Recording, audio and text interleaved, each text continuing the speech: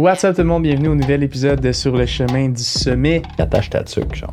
Aujourd'hui, on parle du sujet préféré à Xav et son expertise en fait première. On va parler de la course à pied. Oui. Non, moi, je préfère la course à main. C'est peut-être tough. Je suis numéro 1 coach de course au Québec. Et si c'est le cas, il devrait plus regarder les podcasts qui sont spécialisés à ça. Wow, tu me sous-estimes super beaucoup. Pas obligé de faire les styles d'approche de mon gars non plus. Là. Je pense qu'on va aussi arrêter ça là. Parce qu'on n'est pas tous parfaits dans ce qu'on fait. Merci d'avoir écouté. Merci, moi, je vais aller courir. Bonne journée, bonne semaine. Bonne nuit. Bye. Bonne course.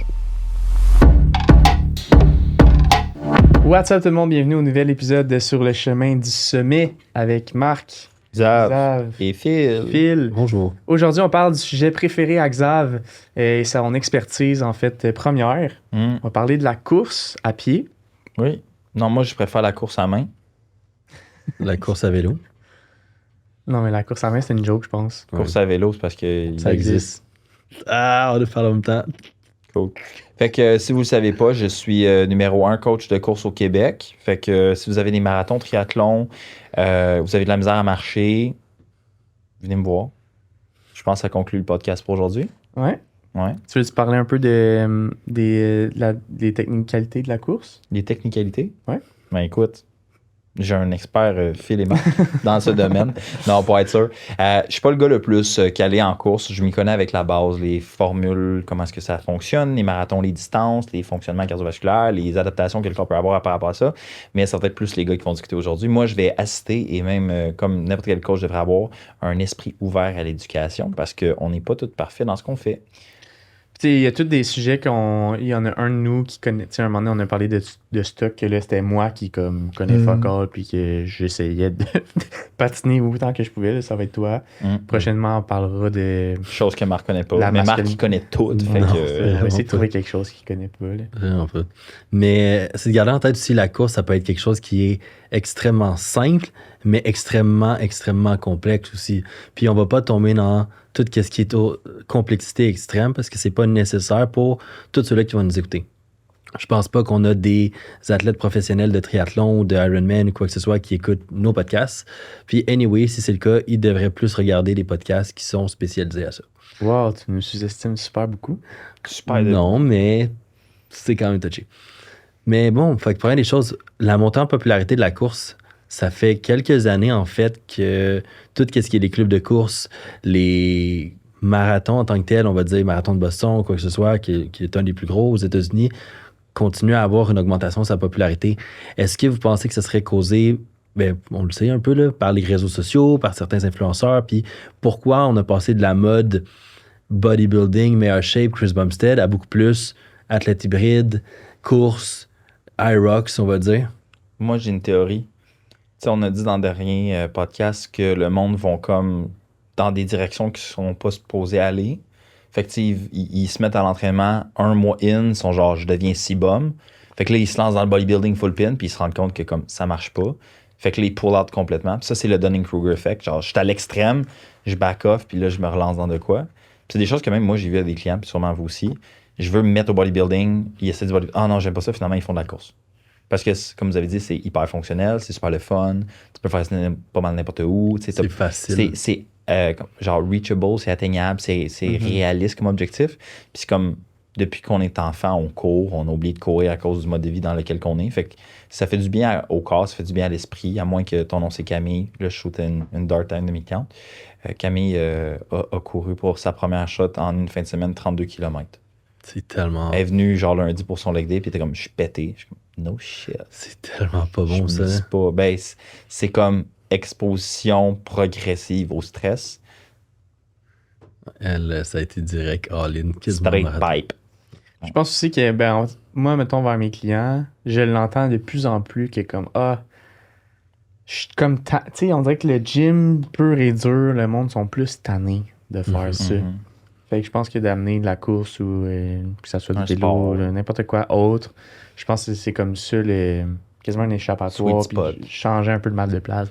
J'ai envie d'avoir un objectif différent qui est juste des poids, là, tu sais. Ah, puis tu sais, les poids, ça a tellement bien fait, mais comme les poids sont basés sur des filières énergétiques qui sont associées à la santé cardiovasculaire. Ouais. Ouais. Mais Fait que- je pense aussi, c'est que surtout avoir un physique, on va dire un objectif de physique, comme on avait déjà parlé, la quête du physique parfait et tout, automatiquement, c'est long à voir. C'est long à voir. Perdre du poids, le voir physiquement, concrètement, ou prendre de la masse musculaire, puis le voir concrètement avec un physique que tu t'imagines, c'est très long et c'est très difficile. Devenir meilleur à la course, ça prend juste de la constance. Tu vas passer de même pas capable 1 km à 5 km en dedans d'un été, dépendamment, voire peut-être plus. Fait que c'est quelque chose que tu vois rapidement quand même jusqu'à un certain degré. Peut-être pas dans les extrêmes qu'on peut voir sur Internet que la personne en 6 semaines fait un marathon, là, et ça c'est exagéré là, pour la majorité des gens, mais reste que tu vas voir une amélioration dans tes capacités assez rapidement, que ce soit ta vitesse ou autre. Fait que juste ça, on en avait parlé aussi un peu plus à un moment donné dans les facteurs de motivation. C'est tout ce qui est tangible. Fait que je pense que ça a un impact aussi là-dedans. C'est quand même intéressant parce que ça fitterait avec le fait que, tu sais, avec TikTok, tu sais, notre attention spam est vraiment plus Fait que bas. t'as besoin. Fait que là, c'est c'est quand elle relié. dit, ben, ok, c'est plus. J'y avais pas démotivant. pensé, mais c'est vrai pareil. Mais c'est comme ça, hein? C'est relié au facteur dopaminergique puis comment que le cerveau voit son extérieur. Si c'est pas direct, dans des relations, le monde essaye une semaine, ça marche pas, fuck it. Ouais. Dans business, je suis pas millionnaire après une semaine, fuck it. Je suis dans le gym, ça marche pas, fuck it. Je fais de la course, ça progresse rapidement. Mais l'affaire, c'est comme le monde ne va pas comprendre que quand puis je m'y connais pas en course, mais je comprends ce pattern-là. Est-ce que tu vas utiliser tout le temps la même technique pour progresser du début jusqu'à la fin de ta carrière de course? Ou ça va évoluer au fil du temps? Tu sais? Fait que le monde, il faut qu'il comprenne, once and for all, que tu veux te mettre à la course. Je suis un expert en course, comme vous le savez. Ben, tu vas pas avoir un pace de genre 5,50 ou 5,5 à partir de la deuxième semaine sur un 40 km ou 42 km. Ça va te prendre du temps en calice. Fait qu'attache ta tuque, genre. Il y a ça. Je pense aussi que c'était la montée en popularité également des athlètes hybrides. Là. Ça avait commencé, là, la personne qui l'a verbalisé, là, Nick Bear, aux États-Unis, que c'était un bodybuilder, strongman, qui avait décidé, je pense, de se faire un objectif de triathlon, puis qui avait déjà une base de visibilité. Puis là, ça a commencé, il a engagé après des athlètes, on va dire, pour eux, qui étaient bodybuilding, puis que c'était comme une figure un peu importante. Fait que je pense que ça a parti à grossir énormément, on va dire, cette mode-là avec BPN, les compagnies de suppléments que lui avait aux États-Unis, qui maintenant, c'est juste ça qui sponsor des Ironman ou des marathons, quoi que ce soit. Fait que je pense que ça a joué pour beaucoup. Puis là, après, ben, c'est la facilité aussi. Combien il y a de gyms maintenant, à part, on va dire, EconoFitness ou BuzzFit, qui sont plus abordables, que les prix, c'est rendu 80, 90, 100 piastres par mois pour voir peut-être plus, des fois même 200. Là. Il y en a des gyms au Québec que c'est rendu absurde les montants. C'est pas tout le monde qui est capable de payer ça. Fait que je pense aussi que le fait que tu payes une paire de souliers à 100 pièces au pire, dépendamment de ce que tu achètes, tu n'es pas obligé d'avoir les à 400 pièces. Ça fait en sorte que automatiquement, tu as besoin d'une paire de shorts, d'un chandail, ça n'a pas besoin d'être les meilleurs, d'une paire de souliers qui est confortable pour courir. That's it. Ça coûte peu cher. Fait que comme en plus, le prix des gyms augmente tout le temps, je pense que ça, c'est une raison également pourquoi le monde s'y met à la... Ça coûte pas cher, excuse-moi, genre d'avoir un kit complet de course? C'est que ça dépend. Tu peux rendre ça extrêmement cher, comme tu peux rendre ça vraiment abordable.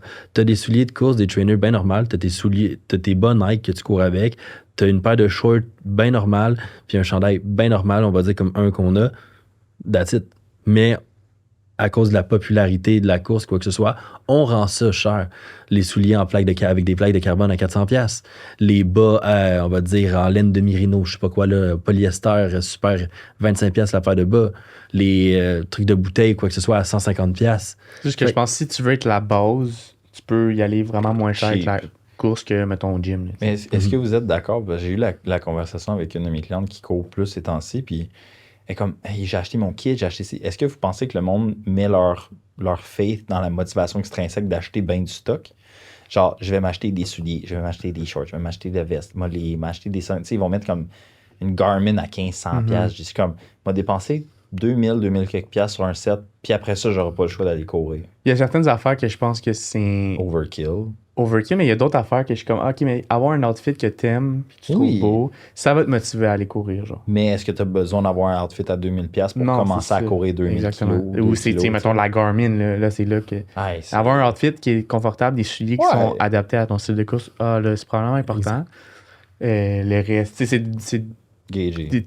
C'est T'as bien voir du la cash, on pyramide s'en un fout, peu, là, c'est puis ça. tu sais, qu'est-ce que tu as besoin en premier. Là. Mais mettons, on va dire, là, vous commencez avec un athlète en course. C'est quoi exactement que vous allez prendre comme mesure avec eux? Qu'est-ce que vous allez tester? Qu'est-ce que vous allez regarder avant de protocoler leur course, maintenant? Premièrement, est-ce qu'il a déjà couru avant? Ça a un impact. Si tu n'as jamais couru, c'est sûr que tu peux pas t'attendre à courir un 5 km non-stop.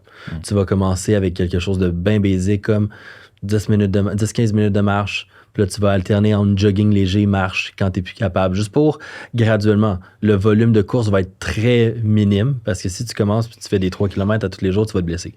N'importe quelle blessure qui vienne avec la course, là, il y en a vraiment énormément. Puis c'est important, comme je sais pas si c'est toi qui l'avais dit, je pense, il faut que tu y ailles graduellement. Fait que ça, automatiquement. 2, il veut courir combien de fois semaine? S'il veut courir une fois semaine, on s'entend que ça va prendre énormément du temps. S'il est prêt à courir 3-4 fois, puis d'avoir des journées de repos là-dedans, ça risque de monter plus rapidement parce que tes patrons moteurs, tout ça, ça améliore ta tolérance à ce stress-là, mais ça améliore aussi, tu as plus de volume graduel à toutes les semaines dessus. Ça, puis c'est quoi son objectif? Si son objectif, c'est de courir un marathon, il n'a jamais couru, ça va prendre plus qu'un an. Ça va prendre un an. Parce que s'il a déjà couru, tout ça, ben c'est, t'as des deadlines, 20 semaines, 16 semaines pour un athlète, 12 semaines pour quelqu'un qui est vraiment, puis après, ça se déconstruit. En bas de ça, là, si tu veux courir un 42 km, il y en a qui le font. Mais pour la majorité des gens, c'est pas possible. Fait que ça a des impacts. Mais la première des choses, c'est est-ce que tu as déjà couru? Est-ce que tu as des blessures? Est-ce que tu as des problèmes cardiaques? C'est extrêmement important de savoir. Un marathon. De savoir ça avant parce que c'est très taxant sur ton cœur. Là. Si tu n'as jamais été dans des BPM là, aussi haut que ça, c'est à faire attention.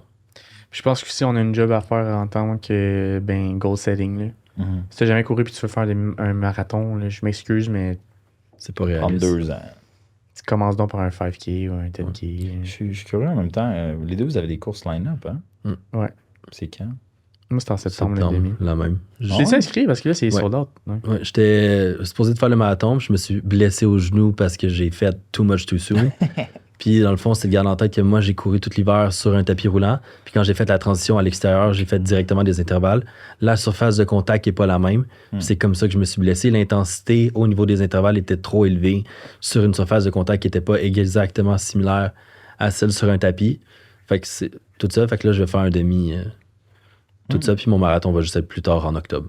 Sharp. Puis présentement, vous êtes rendu où dans votre progression personnelle? Moi, je suis à la 13e semaine de mon plan. Première semaine de mon plan de marathon, mais je courais déjà pas mal. Fait que là, j'ai remonté à genre 25-30 km de course par semaine. Pour faire mon marathon, il faut que tu augmentes à 60-65 minimum. 65 probablement. Par semaine. Ouais, à la fin. Puis est-ce que vous faites comme les autres sports en général, puis vers les dernières semaines de prep, vous donnez comme un deload systémique ou vous continuez? T'es Ouais. obligé d'avoir un taper. C'est ça. Fait que tu taper down à un baseline, puis après ça, genre, tu restes, puis tu y vas. C'est dépendamment de ce que tu vas faire, on va dire, si tu fais un full, ton taper est à peu près 21 jours, à peu près. Entre Ton pic, puis ton 14 down. à 21 jours, idéalement 21 pour avoir un 3 semaines de deload, parce que ta semaine, on va dire, de course, ton volume total avec ton marathon est exactement similaire à ton pic total. Fait que tu vas avoir couru 60-65 km, marathon inclus. Mais dans ta semaine, tu as couru seulement 15. OK, c'est ça. Fait que tu vas prendre, mettons, ton marathon, c'est 42,2. Exact. Puis là, Puis tu l'ajoutes. Fait que là, À ta semaine, Ouais. puis ton pic. Fait qu'on va dire, mettons, moi, j'aime ça courir comme 15. Ben, ma dernière semaine, je vais faire 15 plus mon marathon. 40, Ben, 2. 42, fait que genre 57. Exact. Fait que là, tu tournerais Fait vers, que on va mon dire, pic serait ton autour pic, de 57. 60 à peu près. Là. Cool. Puis après Fait ça, je taperais à un degré de ratio kiff-kiff sur tu descends. 3 semaines. Exact. Tu passerais de 60, on va dire, à un nombre X, puis un autre nombre X. Si c'est un demi, c'est moins. C'est 10 jours à peu près, 11 jours.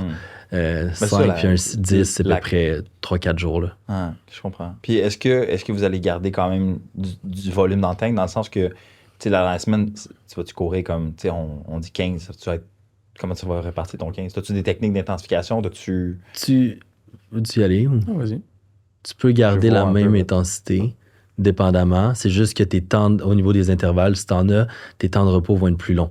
Fait que si par exemple, tu avais un 10 fois 100 mètres avec un 30 secondes de pause, ben là, ça risque de peut-être être une minute et demie. Parce que le 1 minute et demie de pause va te permettre de venir récupérer de cette, on va dire, cette intensité-là. Ou à l'inverse, tu pourrais peut-être faire des 400 ou 800 mètres en intervalle parce que c'est moins taxant sur C'est tes ça, jambes. tu veux juste avoir des progressions moins drastiques, Mais rapidement. tu veux garder une bonne intensité, sinon, c'est facile dans ces moments-là, perdre ton fitness ou la vitesse de ton pace, là, ton kilomètre. Fait que tu as besoin Faut quand bien même se gager, hein. d'aller chercher les deux.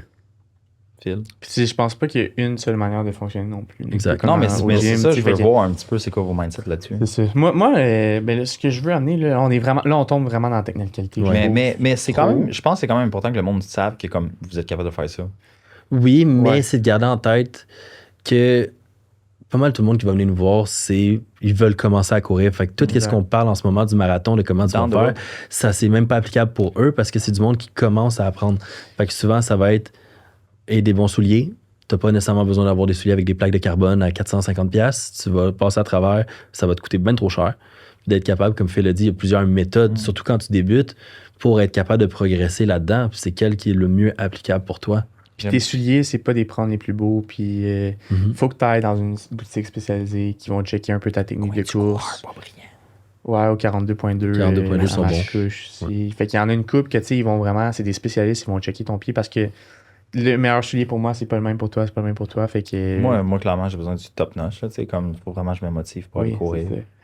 Fait que ça, c'est sûr, moi, c'est dans les premières choses que je vais dire aussi à mes clients. Je vais commencer ça te prend c'est comme tes vieux Nike Run que tu as depuis 7 ans, ben non, tu vas te Il y a blesser. quelqu'un en tête en disant ça. Hein. Ouais. Fais une course aujourd'hui. Fait que ça, je pense que c'est la base. Puis après ça, d'aller chercher ce que tu aimes faire, ce que tu as envie de faire, puis qui est en ligne avec tes objectifs. Puis là, comme j'ai dit, c'est. Tu sais, moi, étant quelqu'un aussi d'intense, comme on a dit dans les autres podcasts, c'est genre. Gager la Ah, personne. là, de me dire, je vais faire un demi, je suis comme. Que j'aurais pu faire le full. Je sais que j'aurais pu faire le full, mais je suis comme, ah non, tu sais, pour vrai, j'ai jamais couru plus que. Tu sais, dans une course, j'ai jamais couru plus que 10 kilos, mettons. Fait que je suis comme, ah, ok, non, la prochaine étape, logique, c'est de faire un demi. Puis après ça, je ferai le marathon. Là. Fait que dans le fond, t'as comme, ce que tu es en train de dire, c'est que c'est important pour quelqu'un qui veut se lancer là-dedans, comprendre un peu ils sont où puis comment ils sont pour pas Je trop pense s'en que foutre. ouais. Puis de un peu comme. Parce que c'est juste de la course. À la fin de la journée, c'est juste bouger. Mais comme juste bouger pendant 42 km, ça va être fucking tough. Ouais, hein. ouais. Puis c'est pourquoi pour toi, c'est plus important de faire un marathon qu'un demi. Là, tu sais? Pourquoi tu veux skipper une étape dans le fond?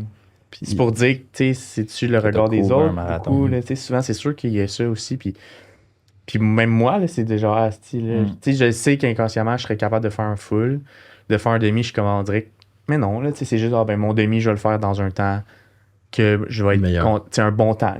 Mon objectif, c'est pas de le finir. Genre, c'est de le faire un bon temps, mettons. C'est ça. Fait qu'à la fin de la journée, ça revient à même crise d'affaires Ah avec le ouais. gym. Puis genre, progresse sur tes propres paramètres. Exact. c'est important de juste l'amener avant de finir.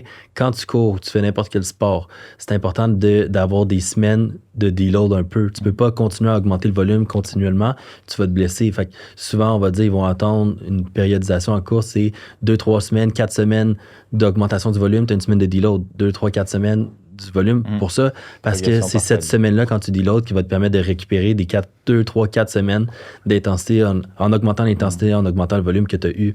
Puis, une des choses que mon coach m'avait dit par rapport, parce que tout le monde, là, c'est comme l'objectif marathon. Il dit un demi, c'est une chose, un marathon, c'est une autre chose. Puis il dit un marathon, quand tu fais un marathon, tu fais 2 demi. Puis il dit quand tu fais ta préparation pour ton marathon, combien de demi que tu as fait à la fin, tu l'as fait au moins 7, 8, 10 fois. On va dire ton 21 km. Fait que quand tu fais un demi, on va dire tu travailles pour un marathon, le demi, c'est comme tu avais dit, c'est performance. Tu veux te donner à 100%, c'est quoi que tu es capable d'aller pousser comme limite dans ce 2 heures-là à peu près? Ça dépend qui t'es qui. là. Exact, c'est sûr, mais je parle C'est quand sûr, tu si as t'es capable déjà de fait faire un marathon. ouais, c'est Quand ça. tu veux faire un marathon, puis comme il disait, c'est que quand tu arrives avec un marathon, c'est très mental. À partir du 30 km, là, il dit les 12 Ça va, c'est dernières, là, fumes, ça. c'est mental comme ça n'a aucun sens parce que il dit ton système cardiovasculaire est capable de continuer. Mais c'est ton mental. C'est ton musculaire, tout ça qui veut plus. Ouais.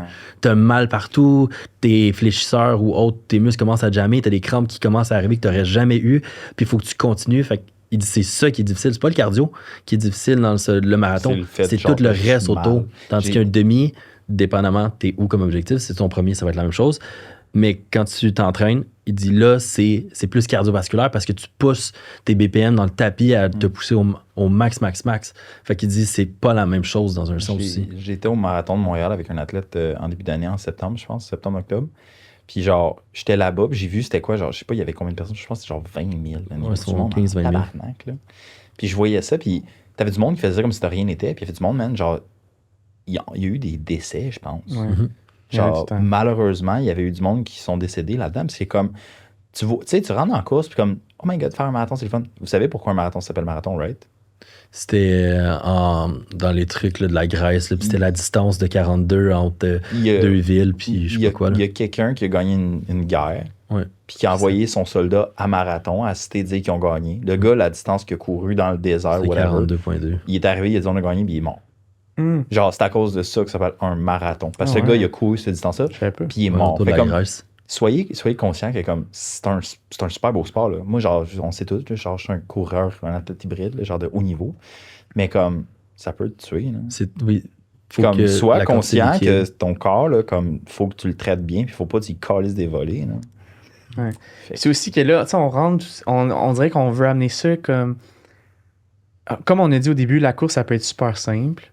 Puis aussi, ce qu'on voit, ce que j'ai vu, en fait, c'est des débutants, mettons, qui commencent, qui ont un plan de course, que Chris, le plan, il est complexe. Là. Ouais. Super complexe. Là. Tu tombes dans des zones, les zones de, tu sais, battement cardiaque, on a déjà parlé, mais là, tu Des tombes intervalles. des intervalles de, OK, là, tu es en zone 2, là, après ça, tu tombes en zone 4, après ça, tu tombes en zone T'es 3. pas supposé utiliser ça à ce niveau-là? Non, Quand tu commences, vraiment pas. Mais juste c'est parce du que volume. tu tombes, tu sais, tu es un coach de course, tu te fais payer par un débutant, tu veux montrer un peu que tu connais ça. Ben, c'est parce que c'est un coaching. Moi, c'est pour ça que, genre, écoute, j'en ai fait un peu, là. J'ai suivi une couple de. Mais comme je suis plus la bouffe, je vais donner des standards de course de base. Tu sais, comme tu commences à courir, t'es capable de faire comme 5 km. Comme tu as dit, fais juste courir puis essaye d'améliorer ton temps. Genre, trouve-toi des variables, trouve ça, puis on va incorporer, là, genre, des intervalles, on va incorporer des short runs, des easy runs, des long runs. Mais comme, à la fin de la journée, comme, tu vas courir, puis tu vas changer un petit peu dans chacune des filières, puis arrange-toi avec ça. Exact, tu montes ton volume progressivement. Puis tu veux pas, comment je peux dire, tu veux pas faire un marathon, t'es pas obligé d'avoir une programmation de marathon. Non. Tu veux te préparer pour un marathon comme quelqu'un qui, dans le gym qui veut se préparer pour faire un photoshoot, mais pas faire de compé. Fine, vas-y. Pas obligé de faire les styles d'approche de mon gars non plus. Là. Exact. Complique-toi pas tête pour rien. C'est de garder en tête que plus que c'est simple, plus que c'est facile à suivre, plus que c'est agréable aussi, puis moins que tu vas avoir des risques de blessures. Comme tu as dit, c'est ton première course, peu importe, un 10, un 15, un 20, 30, peu importe, automatiquement, les intervalles super touchés, ça se peut même que tout ce qui est facteur, tes patrons moteurs, whatever, tes muscles en général, ton corps, est pas capable de le tolérer. Juste parce que c'est trop intense, puis ta technique de course ou autre est pas adaptée à ce que tu devrais faire. S'il faut que tu fasses des sprints sur 100 mètres, 10 fois 100 mètres en zone 5 avec 30 secondes de pause entre chaque, c'est peut-être tough. Tu risques de peut-être te blesser parce que la façon dont tu cours va pas être nécessairement la même que si ça faisait 3 ans que tu courais puis tu faisais le même intervalle. Fait qu'il y a ça aussi. Fait que automatiquement, c'est de faire attention. Puis, comme tu as dit, il y en a qui meurent souvent. Fait que c'est de faire attention. Tu devrais être suffisamment hydraté, de prendre des électrolytes, de pas juste boire de l'eau quand tu cours puis tu sues, parce qu'il y en a que c'est ça, c'est de tout ce qui est hypoédéma puis whatever. Tu as trop de liquide pour des électrolytes. Fait que là, Hyponatremie. Ouais. Je l'avais juste en anglais, mais ouais. Fait que ça, c'est dangereux. C'est un gros sujet, la course. On pourrait en parler, je pense, plus longtemps. Ouais, mais là, je pense qu'on va aussi arrêter ça là. Commencez simple. Allez-y tranquillement, puis vous n'avez pas besoin de quelque chose de super cher. Des souliers adaptés pour vous, qui sont bien basiques, c'est en masse. Ouais. Merci d'avoir écouté. Merci de nous suivre sur Instagram, sur le chemin du sommet.podcast. Suivez Studio SF aussi, qui nous reçoivent Depuis vraiment longtemps. 9 mois, 10 mois. Ouais, à peu près. Fait que merci beaucoup à ici les studios, toujours super accueillants. Puis sinon, on se voit dans un prochain épisode. Puis aussi, abonnez-vous à notre YouTube, je ne l'ai pas dit, mais sur le chemin du sommet.podcast aussi. Puis c'est ça. Bravo. Merci, moi je vais aller courir après ça. Oui. Vous m'avez donné. Là, je pense que tu as plus besoin d'une TS. Bonne journée, bonne semaine. Bonne nuit. Bye. Bonne course.